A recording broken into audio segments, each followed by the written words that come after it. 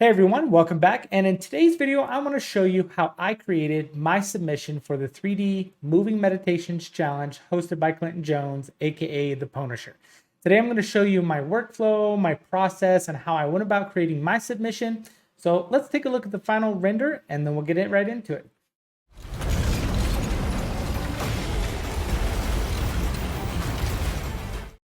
All right, well, I hope you enjoyed that. And so here is the shot of the file here in Unreal Engine. So this is the entire view of what you got and how I built out the scene. So I'm going to run through and show you kind of the basic things, and we're going to turn on and off some toggles here and just kind of show you what I did in the process of how I went about creating the scene. So let's get started here. So this is the general scene here, and with the project you were prompted to use a character in the middle doing one of the selected animations that you could choose from. This particular animation I chose, I thought it was kind of cool, a little bit different than some of the other ones. So what we're going to do is I'm going to show you here the general process of how I went about doing my planning. I kind of knew I wanted to do something that looked very similar to Pacific Rim or something of that sort. Kind of the character controlling some sort of robot and maybe fighting something else in the background, some sort of creature.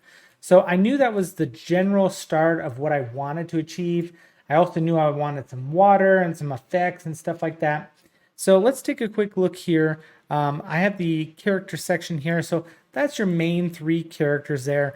These are all assets from the marketplace. This is like a sci-fi character.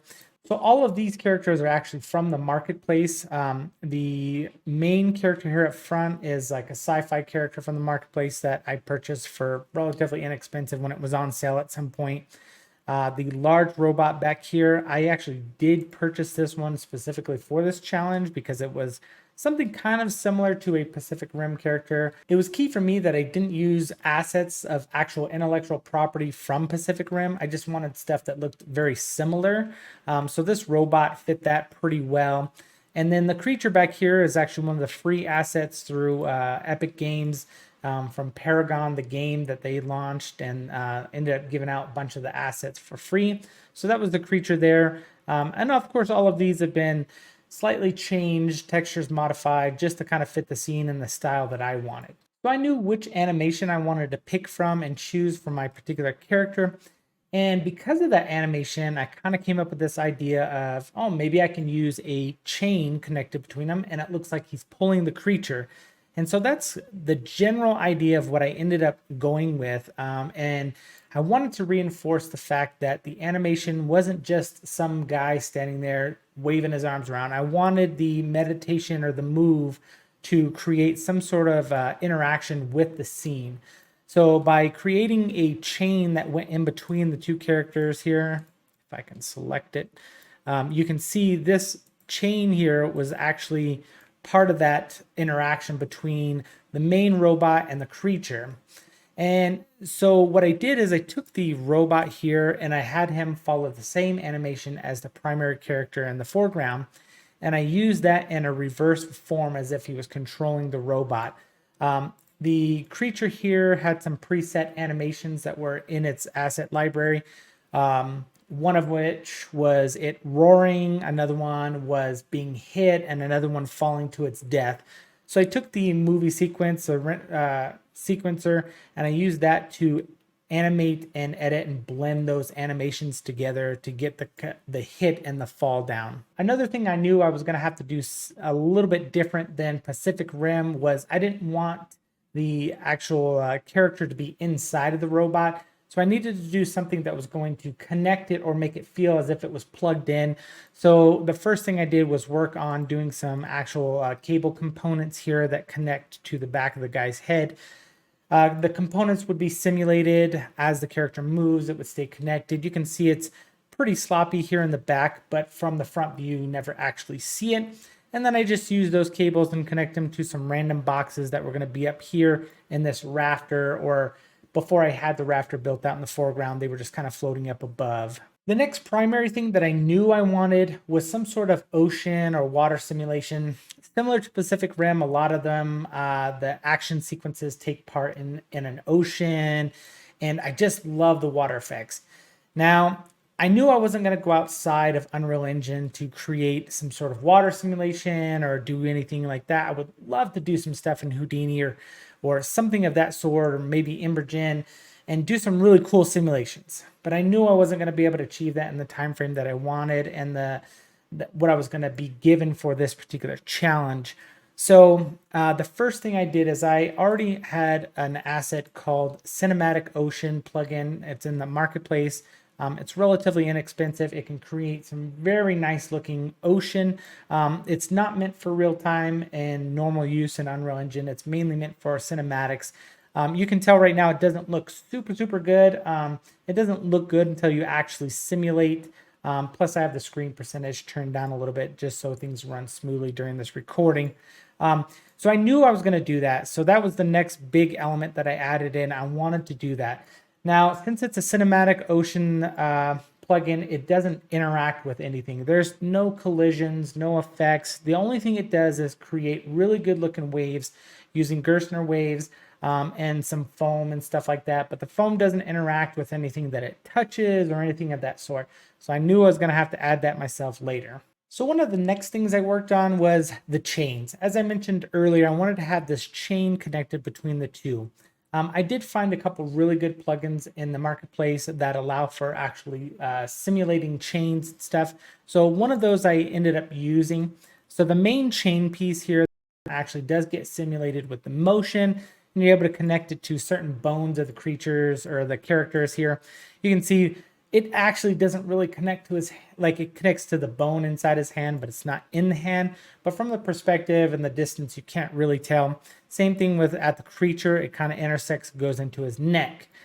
So what I ended up doing is creating another chain that was based off of a simple spline. And I took that and I wrapped that spline around the character's neck here.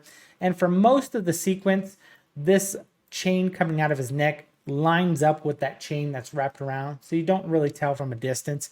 And then I basically connected the chain to the character so that it would move as the animation moves on. So before I decided to take all the time and build out details in the foreground, I wanted to kind of get a basic idea of what I wanted in the background. I knew I wanted some sort of cityscape, something kind of Neo Tokyo or sci-fi-ish in the background. So this is a Kit Bash from Kit Bash 3D.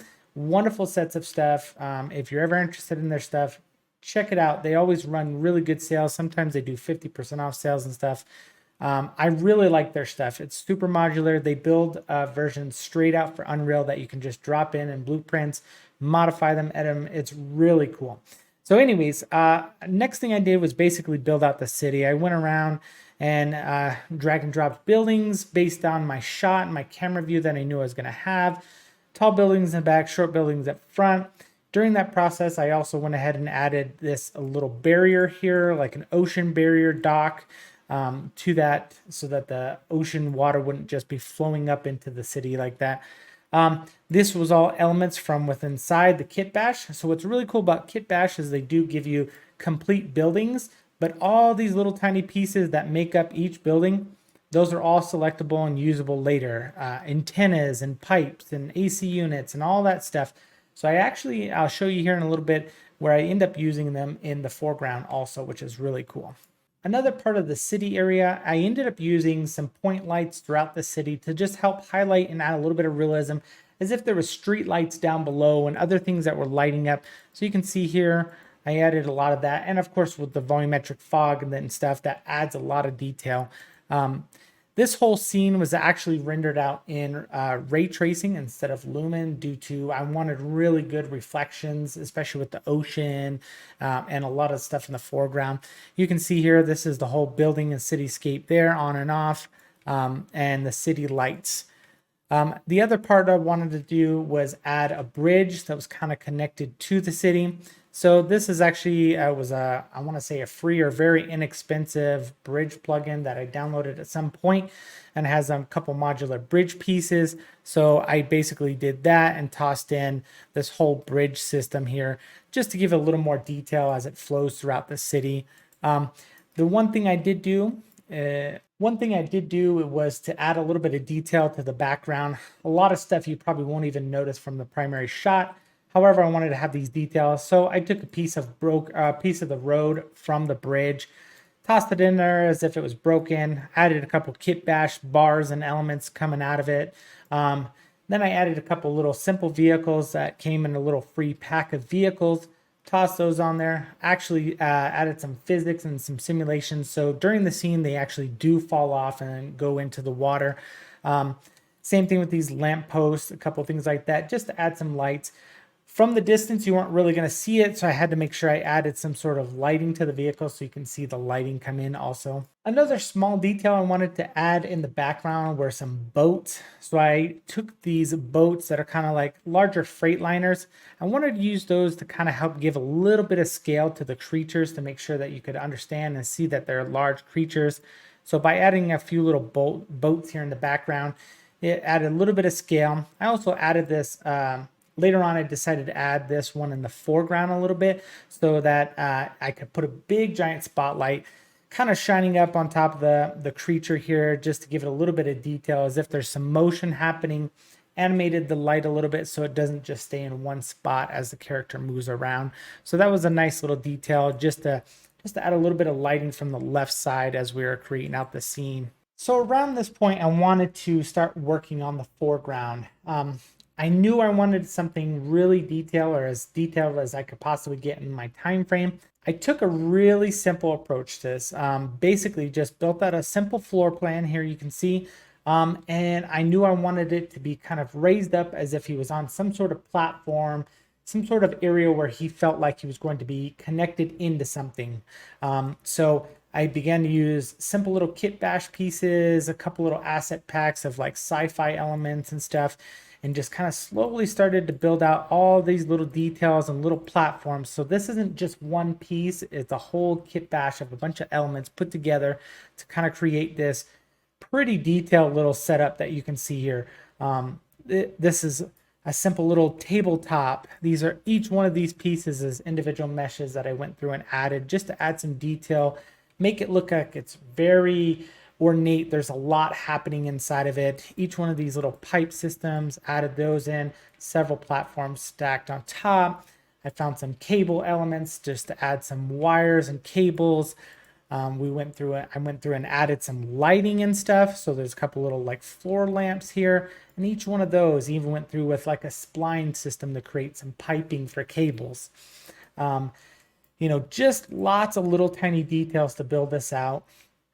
And eventually I ended up building out the hologram system here, but that was actually later down the road when I kind of changed my view of how I wanted to help represent and connect the foreground with the background a little bit. I'll talk about that here in a little bit. I ended up using several of the other elements here, adding a little bit of a Niagara system fog, something that had some weight as if it was coming off of this cooling system. Worked very simple, but looked really nice in the render. Lots of little pieces just all over the place. So this is all kit bashed and put together. The carts, everything here in the foreground, from lights and pipes that, so much of this stuff you're not really going to see, but just that little bit poking through in the scene just really adds a lot to it. Built out some walls and pieces on the sides, little computer systems, stuff like that. I knew I wanted to have kind of a very kind of sci-fi, not necessarily cyberpunk colors, but kind of neon looking stuff. These lights here worked really well for that. Added a really good color tone, and I adjusted them to kind of the cyan color to bring out that kind of a coolness to it, and then using warmth for the other side. And I'll explain that a little bit here further. But lots of little details and stuff, things that you're not even going to see. Some of them are just completely off screen, but I just wanted to fill that out. I also went through and used some rafter systems to build out the steps and overhangings. That's where I was going to do this rafter that kind of went all the way above this beam that was going to be connected to the cables. Just lots of little stuff. One of the packs had this really crazy looking cable mesh. I used it just a little bit just to kind of poke into the scene just a little bit. You'll see it on the left side when I show camera. So nothing super complex. It's just time consuming of breaking stuff down and moving elements around and positioning them. What's going to be visible in the scene, what's not going to be visible in the scene, what kind of stuff might make sense to what's happening, what might not. I don't want to slap a bunch of guns and weapons here because this guy's not fighting. This character is back here. So keeping things relevant to what's happening in the scene. Once I was relatively happy with how the foreground was coming along, I decided I was going to take some time to kind of work on the water elements. And as I mentioned, I knew I wasn't going to do any actual simulations or crazy physics and stuff happening. I wanted to try to do as much as I could inside Unreal. Newer versions of Unreal Engine 5 actually come with what's called Niagara fluid systems, and there is a water system in there that is pretty cool. I started out with that and began doing some tests, and it actually looked and worked pretty well. I was able to have a pretty good water pool, slap the character in there, have the character animate, and the simulations were going. The water was splashing and foam. It looked pretty good. Nothing crazy cinematic, but not too bad. However, the Niagara fluid systems are extremely heavy, and especially with a large enough pool to be able to, capture this large character here, it was going to take a lot to do that, and it started to make the project really heavy. And unfortunately, at some point, the Niagara fluid system broke, and it just wasn't working anymore. So I scrapped that idea, and I decided this is Unreal Engine. It's a game engine. People have been cheating water physics, cheating water effects for a long time. So that's what we're going to do. We're going to try to go down that path and see if we can do some trickery, but make it look as good as we can, but at the same time saving us a lot of resources. So the part that I started with first here was adding some sort of like fog or mist around the characters here. I'll turn this on and off, and you can see it just a little bit. There's not a ton in the scene, but just a little bit around the characters here. You can see around the robot. I turn that on and on. A little bit of fog and mist there. The next thing I did was foam splashes. So using some Niagara systems, I was able to add these little foamy kind of splashes going on. You can mainly see it back here on this guy. There's going to be more of like this bubbly effect, kind of like little foamy splashes of going on in the background just around the character. The next part I wanted to add was going to be some actual foam explosions. And you can see these are the larger elements here in the scene and what these were going to do is the foam explosions. I'm going to use those to interact with the animation. So as the character moves, I want to create some large splashes and foam splashes out of it, some misty looks. The next part I did was actual fluid splashes using the Niagara fluid system. It's a 2D version of it, not the 3D. Unfortunately, those are still pretty heavy. You can see a little bit going on right here in this white part. That is one of the Niagara fluid splashes here. So you can see all these little elements are just right around the character. And then these big bright white spots, those are the actual fluid Niagara systems. And like I said, they're pretty heavy. So a lot of times I have them turned off when I'm doing other stuff. But these were really cool. They created a really nice little splash, more of a thicker splash look to it. Looked really nice, but kind of heavy. And so combining all of these different elements together worked really well to be able to create some sort of splashes and water effects and foam and stuff happening not only on the characters, but also in the foreground. Let me turn this off here. So the fluid, you can see right there, just by turning off those fluids, how much it ramped up in speed. So essentially, overall, I was able to take all those different Niagara systems, combine them together, and position them with the creatures. So when they splash and when they make movements, there's some larger explosions, some smaller ones, some foamy effects, different things like that. I also used some of the water elements and attached them to the characters. You can see some small misty stuff right here kind of coming off the characters. I use that as just some water as if it was, falling or dripping off of the characters. And as they move around, they kind of spring around. There's no actual like physics to it, but because of the motion blur and how it worked with the characters moving, it worked really well. You can see a lot here on the robot. This is just a simple Niagara system kind of shooting off the arm, connected to the arm bone, to the back, and so forth. So the next big thing I needed to tackle was even with all the splashes and the beautiful ocean waves, we know that creatures would cause big waves. So I needed to do something that was going to create that effect, especially when the creature falls into the water at the end. I needed something that was going to be big without being a crazy simulation. So at that point, I started to think, okay, what can I do? How can I create some sort of waves in this? So what I ended up doing was creating a mesh that is sitting here underneath the water.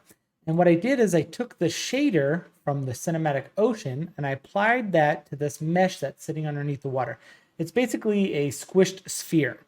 And then what I did is I took the squished sphere, and as the character falls into the water, I keyframed out and animated this wave moving. So I'll show you here real simple. I'm going to move this up top. This is my wave. So you can see it's basically just a squished kind of pill-shaped looking object with the same shader applied to it, which applies Gerstner waves. It gives us distortion.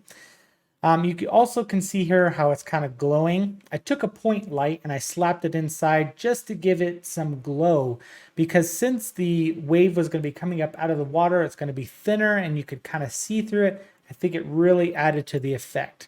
So let me put this back and I'm going to show you. I'm going to leave it highlighted here. So as we animate through and the character begins to fall, I slowly am actually moving it towards the surface here. And then when the character begins to fall, I quickly start to animate it. And you can see the object slowly starts to come out of the water and create a wave. So it's a little bit hard to see here because there's a lot of other elements going on too. You can kind of see it from this side. So I animated that mesh moving through the water, just outside the water, to create a wave. It worked really, really well. So I ended up fine-tuning it a little bit more. I basically added another Niagara foam kind of splash system that's attached to the wave. So as the wave moves, you can see it's way far ahead, but because of like the delay in Niagara systems, I had to put it really far ahead because in the animation, those particles kind of stay and they fall back a little bit. So not only does it create this wave, but it creates splashes and some foam as it's moving through. It was near perfect result for something in the distance that you don't see up close.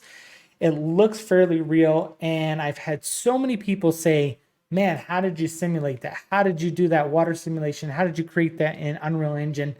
It's not really a water simulation, but it looks really good for the effect that I was going for. You can see here I actually have a couple other waves. There's a second one that kind of goes a little bit after the primary one that's not as tall, kind of goes off in a slightly different direction. And then I also have another wave that moves off of the robot here. So you can see the robot takes a pretty big shift here to the left. And so as he does that, I wanted to add another good size wave that just slightly pokes out of the water here. And move sideways in the scene. So by combining all of these elements, you can see how it created a pretty good, fairly realistic look for waves and foam and splashes.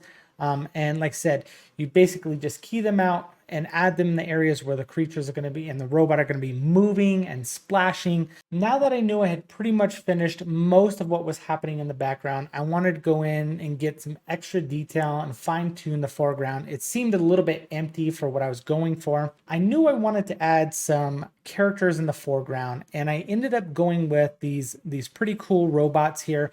And the reason I did that is because of the story of what's happening with this robot fighting this giant creature that's destroying the city. If I was to do some sort of humans or people in the scene, I felt like they would need to somehow emotionally be responding to what was happening in the scene. You know, there's a giant creature, there's a battle, and I didn't really want to go down that route of animating them in that sense.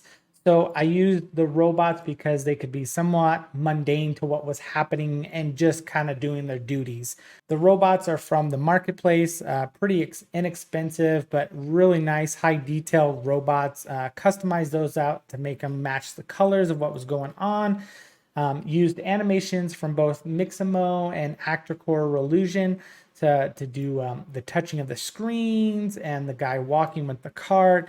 Added those in, and that added a lot of detail to the foreground that I thought it really needed. You can see here as I go through, it's not perfect.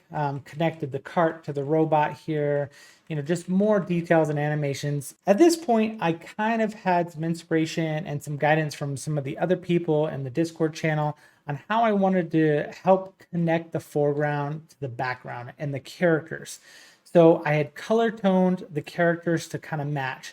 You have the good guy characters are kind of a white and a cyan color going on, a teal blue. And then the enemy was going to be basically the fire stuff. So I added all this fire and destruction in the background, focused on the left side of the screen because that's where the left side was being destroyed, or the enemy. So used fire and red, also tied in the colors of the creature to fire and red. At this point, I decided I needed to connect the foreground just a little bit more to the background. So I created this hologram platform here and added the same character from back there, the creature in the foreground. I found some really cool hologram animated materials on the marketplace, added that and modified it in a nice red color and adjusted a lot of the parameters, lit that up. And then what I did is I took the chain from the scene, recreated that, connected it to the foreground character and the hologram, colored it a nice hologram teal color to show that it represented it was the good guy's weapon as if he was using it. At this point, I was nearly done and finally seeing the finish line. And so it was time to add just all those little tiny details, the lights, the little effects, every little thing that was going to make the scene pop just that much more than it needed. So what I did from here was I wanted to add some screens, some animated screens to the consoles here. So we used some actual video elements from Envanto Elements, broke those down, added them into the scene. They are animated screens on the computer there and the computer over here. Next, I kind of was inspired by some of the other people's projects, and they were using a separate camera in the scene. So if you notice, as we animate through our scene here, you'll see on this bottom left screen that it is actually a first-person view of what the robot sees. So as the robot animates and moves, you can see his hand, you can see the creature and everything that's happening from the first person's perspective. This was such a cool effect, and I really liked it that I actually went the extra mile and even added that to his heads-up display. You don't really see it in the scene all that well, but there is actually another screen attached to his heads-up display and his targeting system here that actually shows what he is seeing through the robot. At this point, it was pretty much time to add lights and things in the scene that were going to help highlight points that I wanted to make sure were seen. Add rim lights to things and all sorts of little tiny lighting details. So you can see here that if I turn off the lighting, how much is actually happening.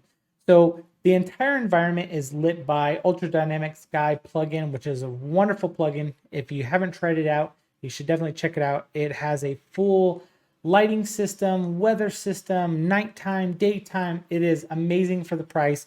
Make sure you definitely check it out. So all of the general environment lighting here is all done through Ultra Dynamic Sky.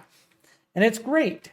However, for a scene like this, you really want to bring out details and give it a more styled look to it because you want to highlight stuff. So through the lighting system, and I'm going to turn on the game elements here, you'll be able to see what is kind of going on with a lot of these lights.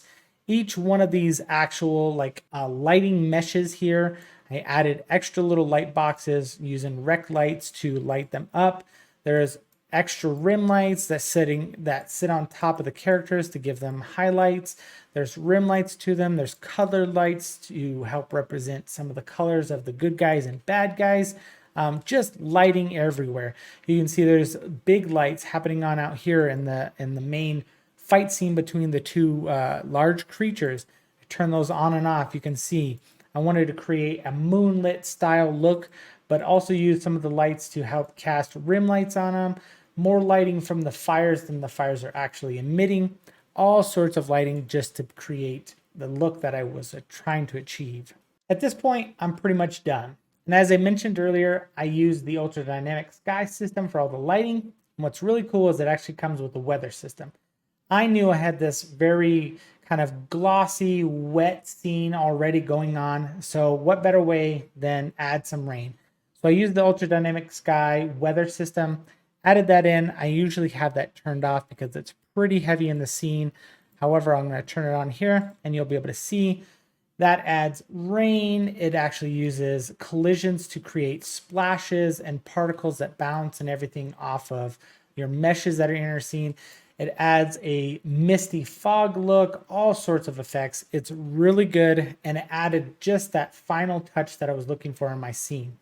Let me go ahead and attach to the camera here real quick, and you can take a quick look of the final camera view of what we're looking at. So I'm going to go ahead and press play now. Go ahead and bear in mind, this is going to try to play back in real time. It's really heavy scene, and it's probably going to be a little bit choppy, but should give you a pretty good idea of what's happening throughout the scene here. And you can see the physics happening both with the chain and the cables and everything that's happening, and then adding all the water effects and everything going on out in the distance. Let me detach from the camera here so we can kind of get a full view of everything that's happening. You can see the characters moving and how those Niagara systems were working, keyframed out when they fall, parts and pieces that are attached to the characters themselves. So as they move, they splash. You can see the waves moving through the water, all the different effects. So that's it. That's the general breakdown of how I went about creating my submission. I hope it inspires you, maybe gives you some ideas on how to create your own stuff. I will leave as many links below as I can for the marketplace assets if you're interested in some of them. Some of them do cost, some of them are free. I hope you guys enjoyed this video. It's something a little bit different for the channel, but I'm always getting people ask, how did I make my artwork? How did I go about doing these things? What assets did I use and so forth? So this is going to be a way for me to kind of do a rough breakdown, a general process of how I create my artwork. It's not going to be full-blown tutorials on step-by-step on how to do these things, but maybe give you some inspiration and some workflow ideas on how to create your own artwork. I hope you guys liked the video. I'm looking forward to do some more of these. Make sure you check out some of the other videos I have, some showcase videos. There's a couple more tutorials in there. Until next time, peace out.